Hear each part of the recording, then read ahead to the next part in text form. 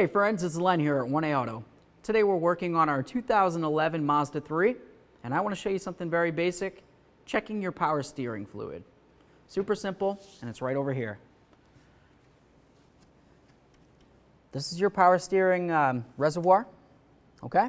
It's the cap, and here's the reservoir. You can see right up here, it says maximum, and then there's a line all the way down there that says minimum. As long as your fluid's anywhere between the minimum and the maximum, you're doing all right. You want to have it somewhere up close to the maximum, not above the maximum. In all actuality, right where it's at right now is a perfect space for it.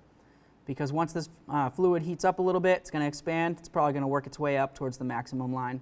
If it was all the way down near the minimum down there, you just want to add a little bit of power steering fluid. Easy peasy. To do that, all you would do, grab the cap, turn it counterclockwise till it comes up. Just check in there, make sure there's no cracks or anything on the seal. This looks good. And then you just add your fluid right there. You can use a little funnel if you want. We sell on 1aauto.com. Once your fluid's full and it's just below the maximum line there, you just take your cap, screw it on until it's nice and snug. Off you go. Thanks for watching. Visit 1aauto.com, your place for DIY auto repairs, for great parts, great service, and more content.